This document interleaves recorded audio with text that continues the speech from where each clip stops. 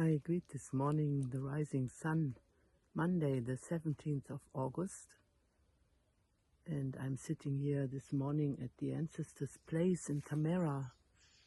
And in the meditation, my main message this morning was learn to stay focused, learn to stay centered.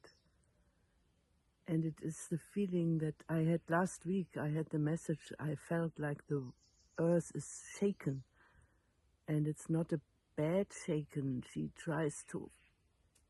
has to move. And then in the morning I saw that it was really an earthquake here in Portugal. Then we had it in Colombia, we have it now at so many places. The earth is shaken.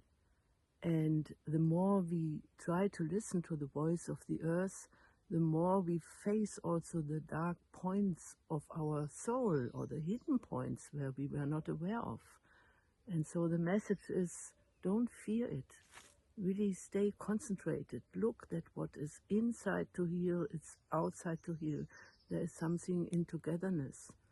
And maybe you ask, but will this never end? Will it always go on to work with the dark side, to work with the trauma? And the answer, which is coming from the earth, no, it will go on a long time.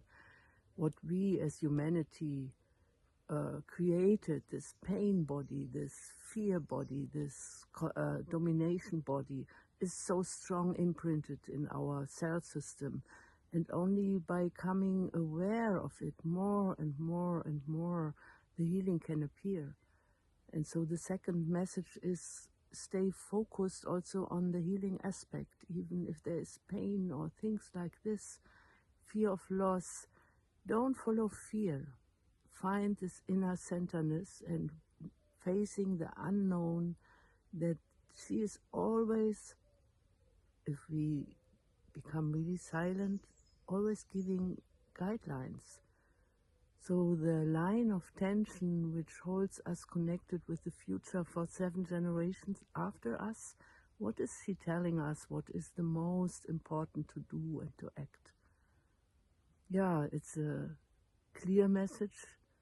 And we had the solar eclipse last week, and one could really feel, we were in the stone circle in Tamara, one could feel how the light changes, and it's in every point we are in this changing energy, and we have to understand inside of our own movements this connectedness, that suppressing energies creates violence.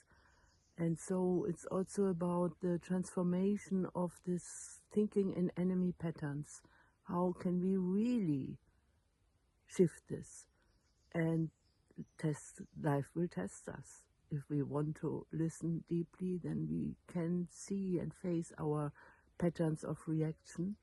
And also here, being ready to learn, being ready to understand what it really means to have no enemies, and not to make a blind sentence out of it, but to stay in this awareness.